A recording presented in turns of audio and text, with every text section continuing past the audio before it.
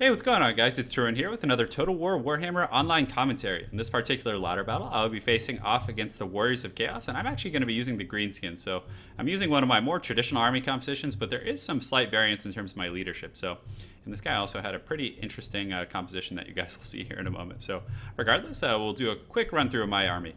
So I have two Doom Diver catapults. Again, I just feel like these are the best that the Greenskins have to offer in terms of siege capabilities. And, again, against the Warriors of Chaos, they're slow and usually they have to trudge towards you, and these Doom Diver catapults are going to be pretty valuable in my opinion at targeting down their infantry before they can get to you. So in my secondary line I have goblins. So I have a lot of goblins. I believe I brought 6 groups, and these are just such good fodder infantry, just in general. Even though the shielded benefit isn't that huge against chaos, unless they bring some of their marauder horsemen or other ranged missile units like that. Regardless, it could be helpful in that situation, but at the end of the day, they just come in such high density, and if you can engage these with a group of chosen, those chosen are going to waste so much time on them and get tied up, and goblins are just great for that, tying up elite infantry and taking those initial hits, and then allowing your black orcs to follow up and really do the work. So 6 groups of goblins, and then in the back line I do have black orcs, and these are absolutely essential against chaos. They're armor piercing, and you're really going to need that because chaos infantry have very high armor. So I believe chosen, and that's what he mostly brought this game, have 120 armor. So you're going to need armor piercing to get through those guys. So and then I have an Ragnarok Spider who's also armor piercing, and the poison is going to be quite good in this matchup. So I'm a huge fan of the Ragnarok Spider, and to be honest, when I first started playing, I didn't really like monstrous units, but they've been growing on me, and I've found that I've been bringing in a Ragnarok Spider with every game that I've been playing, so definitely cannot complain. So here I also brought an Orc War Boss, an Orc Shaman for the Big Wa. It's going to be really good. I mean, you can turn these goblins into killing machines. If you use Ere We Go and the Fists of Gork in conjunction with the Orc War Boss's Wa, they'll have over 100 on some of their combat stats, which is pretty insane. So I'm a huge fan of the Greenskins. They just have so much flexibility, and they can turn even the most dumpster infantry into killing machines, which I really like. So then I have a Goblin Big Boss, and I actually have a second Goblin Big Boss back here. So these guys are just so good in my opinion. I mean, they have, pretty decent combat stats with 40 melee attack, 48 melee defense, pretty good charge bonus, and their weapon strength is 360. And, for how much you're paying for them and the fact that they can carry potions and how fast they are at 94 speed, they can pretty much deal with, most cavalry.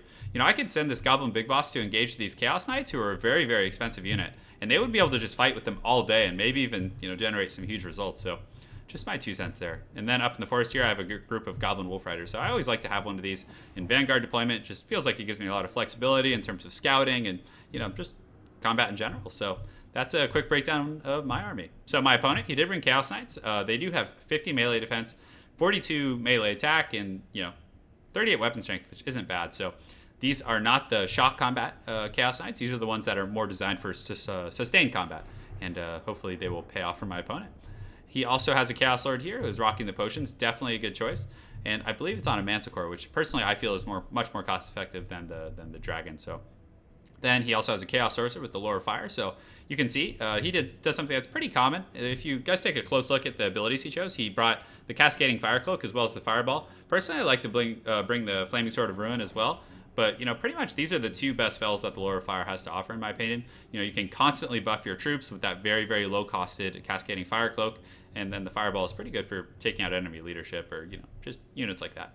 So as far as the core of his army goes, he actually has a bunch of Chosen. That's pretty much all he brought. So he just brought the standard armored and shielded Chosen, which will be, not a bad choice at all. I mean, you don't need a ton of armor piercing against the Greenskins, and these guys have high enough combat stats that they can probably get away without the armor piercing. So he has a whole line of Chosen here in the forest, and then he has one group of Forsaken. So ideally, he engages with this front line of Chosen, and then the Forsaken are able to kind of sweep around the flanks and, really help to clean up the riffraff. And Forsaken are going to be very good against goblins. That's one thing that they'll shine at. They'll tear through a group of goblins instantly. So we'll see how that pans out for me. So without further ado, let's get started.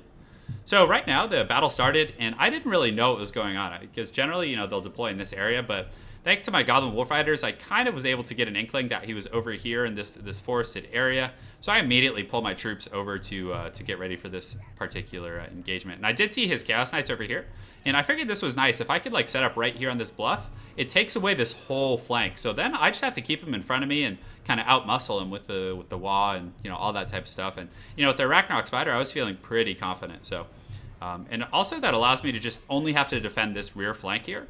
So these like Goblin Wolf Rider or Big Bosses, if I just keep both of them here, they'll be able to single-handedly fend off these Chaos Knights. So that was definitely a big plus for me. So I'll go ahead and fast forward a little bit because a lot of this is set up here, and I don't want to drag you guys through all that. But regardless, my opponent is advancing up the hill as well, and it looks like we're just going to have a good old-fashioned slugfest here. So I sent this Big Boss up. I'm not sure. I think it was a mispathing, but regardless, I think he notices at the last second and realizes that was not where he wants to be with all those big, scary Warriors of Chaos with their cleavers there. So he immediately turns around, and I get a nice little setup here. So and let's just go ahead and set that to normal speed there. So I line up here and get my fodder units nice and ready to absorb that shock. And I also stick the Doom Divers on those Chosen. And they are shielded, so they're going to be slightly more resilient. But hey, regardless, it's still good, and they will take a slight morale hit from being damaged by artillery, which at the end of the day, it all counts. It all adds up. So no complaints there. So my opponent is slowly moving these Chaos Knights up through. So I kept my Goblin Wolf Riders as well as the Big Bosses back here, and also my War Boss. So these units will be able to easily shut down those Chaos Knights, no problem. And I do have my Orc Shaman here ready to buff these guys, and you can see these poor Goblins are not going to have a good time here. They're going to get outclassed in every respect, because Chosen are some of the most elite infantry in the game. But as you guys can see, those Goblins absorb the shock, and then the Black Orcs follow up and are not going to take any of that initial brunt, and are hopefully going to be able to generate some pretty good value. So my opponent uses the Cascading Fire Cloak, and I send in the Ragnarok Spider, and hopefully that poison can help negate it.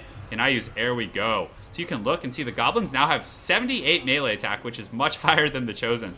So they're going to do pretty good for themselves. And then I also use the Fists of Gork. So I kind of identified this as the epicenter of the battle and really just buffed my troops up. And you guys can see with all those buffs, these Chosen got destroyed because those Goblins absorbed the shock. And then the Black Orcs come in with that huge melee attack bonus and that armor piercing and are just able to devastate them.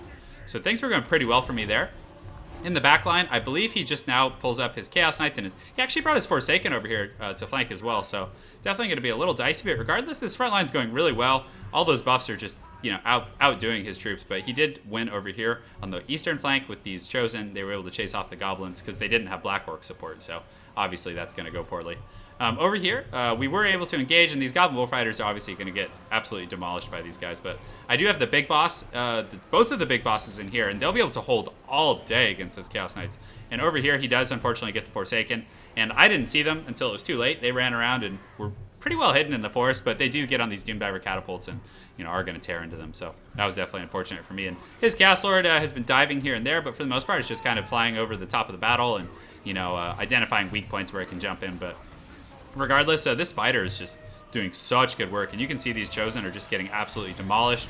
A lot of time they spent fighting these Goblins. You can see the Goblins took huge losses, but that's usually a good sign. If these Goblins, are in poor health, look at these Black Orcs. These guys are in great health. They took almost no damage from that elite infantry unit of Chosen, so I was very happy. So right now the battle he did win on that far side over there. So the battle's kind of just become, a cluster here in the forest, which I personally think favors me because the Greenskins, when they're clustered up and they're not taking missile fire, with all those buffs like Ere We Go and the Fists of Gork, I'm going to be able to outvalue them. These Black Orcs will instantly become far superior infantry to the Chosen, simply because of those buffs. So definitely very good, but he does destroy my siege line, and I now have to worry about these Forsaken coming in and getting a decent flank here, as well as the Chaos Lord. So right here, he's going to be putting a lot of pressure on me, so I was definitely concerned, but regardless, I did still have those very high combat stats, so that was tough. And he does get the Cascading Fire Cloak, which gives armor piercing as well as additional defensive stats. So it's a very pitched battle here, but one thing that's really nice is I still have this Ragnarok Spider, as well as my Orc War Boss right in the mix. You can see he's riding around with the Shaman. I got the Wa. So if you look at these guys, they have 92 melee attack, 58 melee defense, which is really, really good. I mean, that's just so strong.